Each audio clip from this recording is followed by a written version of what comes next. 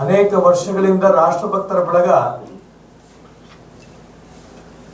ಅನೇಕ ಹೋರಾಟಗಳನ್ನ ಮಾಡ್ತಾ ಬರ್ತಿರೋ ತಾವೆಲ್ಲರೂ ಕೂಡ ನೋಡ್ತಾ ಇದ್ದೀರಿ.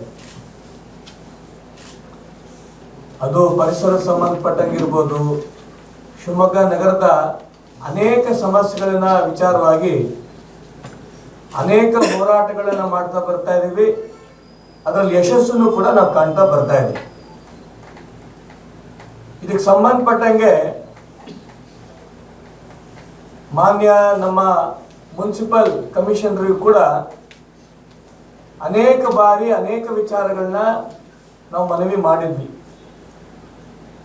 ಅದರೊಳಗೆ ವಿಶೇಷವಾಗಿ DC ಆಫೀಸಿನ ಮುಂಭಾಗ ಆಟದ ಮೈದಾನ ಏನಿದೆ ಅದಕ್ಕೆ ಸಂಬಂಧಪಟ್ಟಂಗೆ ಸೆಪ್ಟೆಂಬರ್ನಲ್ಲಿ ಅವರು ಉಚ್ಚ ನ್ಯಾಯಾಲಯಕ್ಕೆ ವರದಿ ಸಲ್ಲಿಸಬೇಕಾಗಿತ್ತು.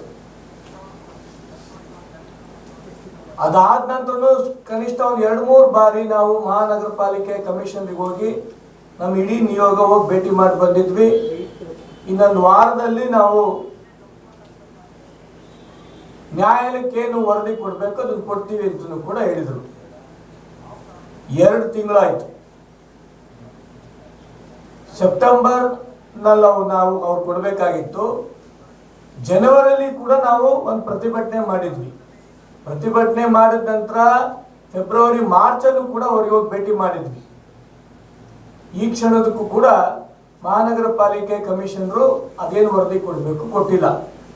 ಇದು ಮೊದಲನೇದು. ಎರಡನೇದು, ಗೋವಿಂದಾಪುರದ ಆಶ್ರಯ ಮನೆಗಳು, ಅದ್ರ ಬಗ್ಗೆ ಸಂಬಂಧಪಟ್ಟಗೂ ಕೂಡ ನಮ್ಮ ನಿಯೋಗ ನಾವು ಮಹಾನಗರ ಪಾಲಿಕೆಯ ಕಮಿಷನರಿಗೂ ಭೇಟಿ ಮಾಡಿದ್ವಿ.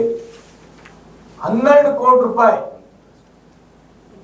ಆ ಒಂದು ರಾಜ್ಯ ಸರ್ಕಾರದಿಂದ ಬಂದ್ರೆ ಪೂರ್ಣವಾಗಿ ಮನೆಗಳನ್ನ ನಾವು ಬಡವರಿಗೆ ಕೊಡಬಹುದು ಅಂತ ಮಹಾನಗರ ಪಾಲಿಕೆ ಕಮಿಷನರ್ ಹೇಳಿದ್ರು. ವಸತಿ ಸಚಿವರಾದಂತ ಮಾನ್ಯ ಜಮೀರ್ ಅಹಮದ್ ಅವರು ಕೂಡ ಬಂದು ಶಿವಮೊಗ್ಗ ನಗರಕ್ಕೆ ಬಂದು ತಕ್ಷಣ ನಾನು ಬೆಂಗಳೂರಿಗೆ ಹೋಗ್ತಿದ್ದಂಗೆನೆ ಆ 12 ಕೋಟಿ ರೂಪಾಯಿ ನಾವು ರಿಲೀಸ್ ಕೂಡ ಮಾಡ್ತೀವಿ ಅಂತ ಹೇಳಿದ್ರು. ಇದಕ್ಕೆ ಸಂಬಂಧಪಟ್ಟಂಗೆ ಶಾಸಕರು ಕೂಡ ತಕ್ಷಣ ನಾನು ಕೂಡ ಇದಕ್ಕೆ ಕಾರ್ಯಪ್ರವೃತ್ತರಾಗ್ತೀನಿ ಅಂತ ಅವರು ಕೂಡ ಹೇಳಿದ್ರು. ಮಹಾನಗರ ಪಾಲಿಕೆ ಕಮಿಷನರು ಉಸ್ತುವಾರಿ ಸಚಿವರಿಗೆ ಭೇಟಿ ಮಾಡಿ ತಕ್ಷಣ ಅದಕ್ಕೆ ಬೇಕಾದಂತ 12 ಕೋಟಿ ರೂಪಾಯಿ ಬಿಡುಗಡೆ ನಾವು ಮಾಡಿಸ್ತೀವಿ ಅಂತ ಕೂಡ ಮಹಾನಗರ ಪಾಲಿಕೆ ಕಮಿಷನರ್ ಹೇಳಿದ್ರು. 6 ತಿಂಗಳಾಗಿ ಎಷ್ಟ ಸಮಯ ಆದ್ರೂ ಕೂಡ ಈ ಕ್ಷಣದವರೆಗೂ ಕೂಡ ಒಂದು ನಮ್ಮ DC ಆಫೀಸಿನ ಆಟದ ಮೈದಾನನೂ ಕೂಡ ಅದು ಹಾಗೆ ಉಳಿದಿದೆ. ಎರಡನೇದು, ಆಶ್ರಯ ಬಡಾವಣೆ ಮನೆಗಳು ಕೂಡ ಅದೇ ರೀತಿ ಉಳಿದಿದೆ. ಫೆಬ್ರವರಿ 4ನೇ ತಾರೀಕು ನಮ್ಮ ಇಡೀ ತಂಡ ಏನು ಮಳಿಗೆಗಳು, ಶಿವಪ್ಪ ನಾಯಕ ಮಳಿಗೆ ಇರ್ಬೋದು, ಗಾರ್ಡನ್ ಏರಿಯಾ ಮಳಿಗೆಗಳು ಇರ್ಬೋದು,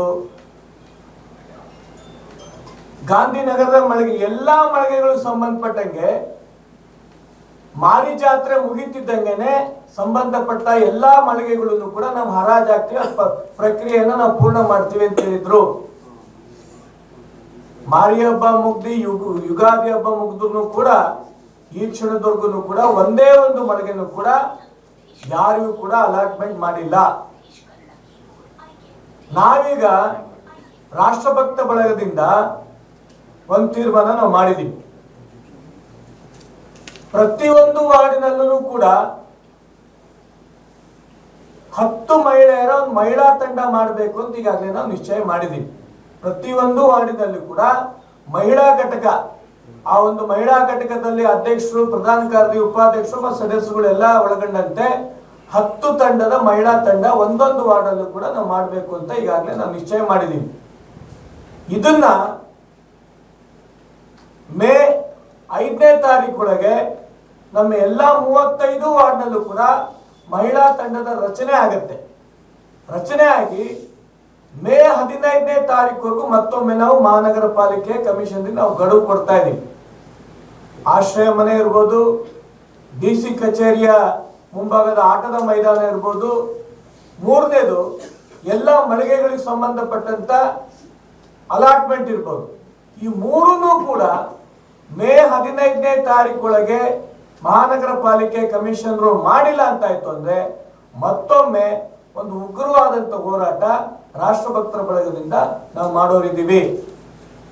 ಈ ಬಾರಿ ಈ ಒಂದು ಹೋರಾಟ ಕೇವಲ ಒಂದು ಹೋರಾಟಕ್ಕೆ ಮಾತ್ರ ಸೀಮಿತ ಆಗದಲ್ಲೇ ತಾರ್ಕಿಕ ಹಂತಕ್ಕೆ ತಗೊಳ್ಳುವಂತ ವಿಚಾರವಾಗಿ ನಾವೆಲ್ಲರೂ ಕೂಡ ಪ್ರಮುಖರು ಸೇರ್ಕೊಂಡು ಏನ್ ಮಾಡ್ಬೇಕು ಅಂತ ಮುಂದಿನ ದಿನಗಳಲ್ಲಿ ಮತ್ತೆ ತೀರ್ಮಾನ ಮಾಡ್ತೀವಿ.